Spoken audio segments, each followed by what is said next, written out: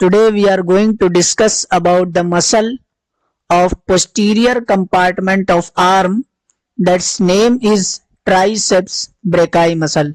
तो जो triceps brachii muscle है ये हमारे आर्म की पोस्टीरियर कंपार्टमेंट की एक मसल है।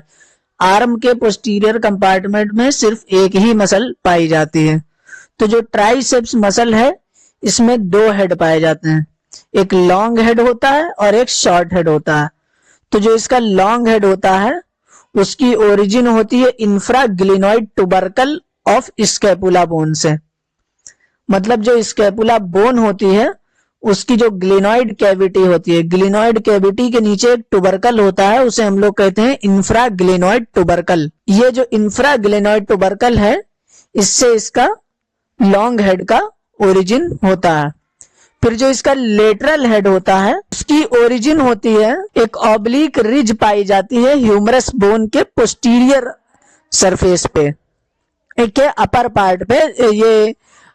ऑब्लिक रिज पाई जाती है जो कि lateral lip of radial groove के करस्पॉन्डिंग में होती है। मतलब ह्यूमरस बोन का जो पोस्टीरियर सरफेस होता है उसके अपर पार्ट में जहां पर रेडियल ग्रूव होता है वहीं पर एक स्पाइरल यहीं पर एक ऑब्लिक रिज जैसा पाया जाता है, उसी पर से इसका लेटरल हेड का ओरिजिन होता है।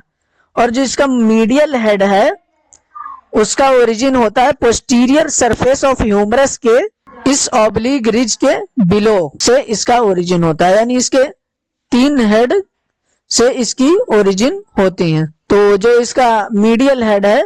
वो सबसे arise from a large triangular area of the posterior surface of humerus below the radial groove, यानी जो रेडियल ग्रूव होता है उसके नीचे से जितना भी पोस्टीरियर सरफेस होता है, ट्रायंगुलर सरफेस होता है, वहीं से इसका ओरिजिन होता है। और जो लेटरल और मीडियल इंटरमस्कुलर सेप्टा होते हैं जो कि आर्म को एंटीरियर और पोस्टीरियर कंपार्टमेंट में डिवाइड करते हैं, वहां से भी इसका ओरिजिन होता है। जैसे कि इस डायग्राम में दिखाया गया कि ये इसका लॉन्ग हेड जो इंफ्राग्लिनोइड ट्यूबरकल से ओरिजिन हो रहा है, लेटरल हेड जो है वो ऑब्लिक रिज से हो रहा है ह्यूमरस के पोस्टीरियर सरफेस से, और ये इसका मीडियल हेड है जो कि ह्यूमरस के पोस्टीरियर सरफेस के लोअर ट्रायंगुलर स्पेस से हो रहा है। और इसका इंसर्शन जो होगा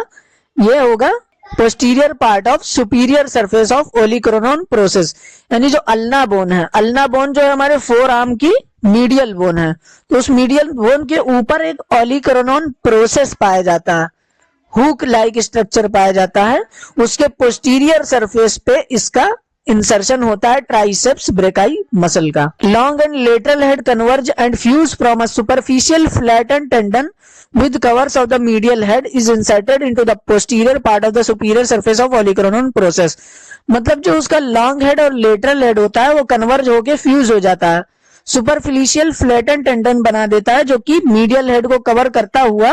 और इंसर्ट हो जाता है posterior surface of olecranon process of ulna में। और जो मीडियल हेड होता है वो पार्शली इंसर्ट होता है सुपरफिशियल टेंडन में और पार्शली इंसर्ट होता है ओलिक्रोनोन प्रोसेस पे। और जो उसका मीडियल हेड है वो एल्बो ज्वाइन के कैप्सूल से सेपरेट होता है इस एक स्मॉल बर्सा के जरिए, लेकिन उसके कुछ फाइबर होते हैं मीडियल हेड के जो कि इंसर्टेड होते हैं एल्बो ज्वाइंट के कैप्सूल में। This prevents nipping of the capsule during extension of arm, यानी जब हम लोग एक्सटेंशन करते हैं आर्म का तो उसकी निपिंग होने से ये बचाता है। The fibre are referred to as the articularis cubitis और एज अ सबकॉन्शियस, यानी जो ये फाइबर हैं उसे सब आर्टिकुलारिस भी कहते हैं, सब आर्टिकुलारिस क्यूबाइटिस, यानी क्यूबाइटल फोसा के आर्टिकुलर पार्ट के नीचे वाला हिस्सा होता है, या सब एनकोनियस कहते हैं क्योंकि ये एनकोनियस मसल के नीचे इसके फाइबर पाए जाते हैं। अब हम लोग इसकी नर्व सप्लाई की बात करेंगे। तो जो इसके each separate branch from the radial nerve, यानी जो इसे जो है रेडियल नर्व की एक सेपरेट ब्रांच सप्लाई करती है जो कि अराइज होती है एक्जिला में और रेडियल ग्रूव में, यानी रेडियल ग्रुप में इसकी जो ब्रांचेस होती हैं जो उसकी रूट वैल्यू होती है C7 C8 जिला में अराइज होती हैं और रेडियल ग्रुप में और ट्राइसेप्स ब्रेकाई मसल को सप्लाई करती हैं। अब अगर इसके एक्शन की बात करें तो ये पावरफुल एक्सटेंशन कराता है एल्बो जॉइंट का, यानी एल्बो जॉइंट को सीधा करता है। The long head causes extension and adduction of arm at shoulder joint, और शोल्डर जॉइंट का एक्सटेंशन और एडक्शन करवाता है इसका लॉन्ग हेड, और सपोर्ट करता है ह्यूमरस के हेड को एबडक्टेड पोजीशन में, यानी जब हम लोग एबडक्शन करते हैं शोल्डर जॉइंट का तो ये सपोर्ट करता है ह्यूमरस के हेड को और डिसलोकेशन से बचाता है, जबकि ग्रेविटी जो है वो एल्बो जॉइंट को एक्सटेंड करती है। इलेक्ट्रोमायोग्राफी में देखा गया है कि जो ट्राइसेप्स ब्रेकाई का मीडियल हेड होता है वो सारे फॉर्म में एक्टिव होता है एक्सटेंशन में, और जो उसका लॉन्ग हेड है वो मिनिमल होता है, सिवाय उस कंडीशन में जब अगेंस्ट रेजिस्टेंस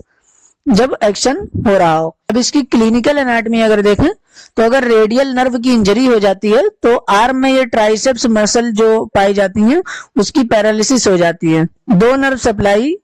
की वजह से एक्सिला में और रेडियल ग्रुप में दो जगह से सप्लाई होती है, तो अगर रेडियल नर्व इंजरी हो जाती है तो इसकी पैरालिसिस हो जाती है। अगर क्लिनिकल टेस्टिंग करना होगा ट्राइसेप्स की तो जो फिजिशियन होगा